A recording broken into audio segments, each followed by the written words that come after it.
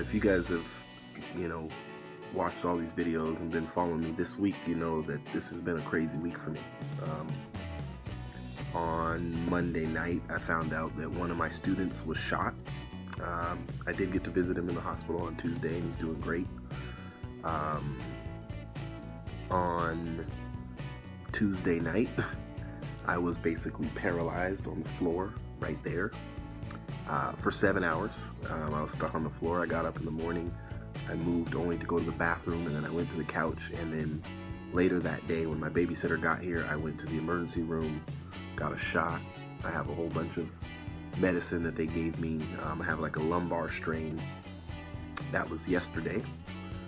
And then this morning, while my wife was driving to work, her car died. And that was the only car we had. So I haven't gotten out of the storm yet. I haven't gotten out of the situation. I'm still in the midst of this valley experience, this test.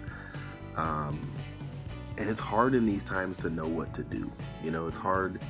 It's like there comes times in life where it's hard to put a finger on where God is or what he's actually doing. And people tell you, the cliche statements like, well, God is, all things work together for the good of those that love God. And it's like, okay, well, that's not what it feels like right now. But one of the most amazing things that did happen to me, I guess that's good this week, is when I was meeting with the student that got shot when I was talking to him on Tuesday. He said that there was a moment when he was unconscious, and during that time, he couldn't feel any of his body. And he said what he did. Now, this is a 16-year-old. He said what he did was, he said he prayed and he asked God to forgive him of his sins. And he also told Jesus that he believed in him as his savior. This is a 16-year-old kid who had lost 70% of his blood. He had to be resuscitated 4 times. And in the midst of all that, he talks to God and says, forgive me of my sins, I still believe in you. And he asked God to save him, and in that moment, his legs started to move.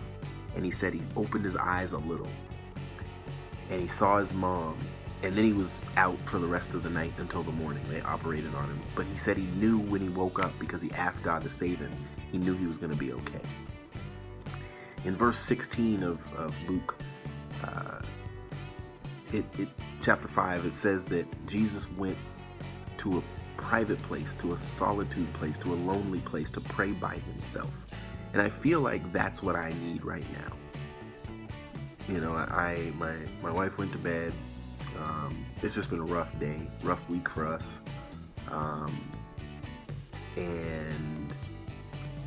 As a man, you want to be able to provide for your family. You want to be able to figure this stuff out, and as someone who preaches about God week in and week out, I just preached tonight, you want to be able to prove him by him proving himself in your life. And this is one of those moments where it's kind of rough, and I just feel like I want to get alone and talk to God. And so I'm kind of, I'm going to do some of that tonight. I have some time to myself. I'll probably stay up for another 3 hours. This is my work time, but, if you're going through something that just is unexplainable, you're just in one of those circumstances, situations that doesn't make sense. You can't really see where God is at or what he's actually doing, and people keep telling you that he's working.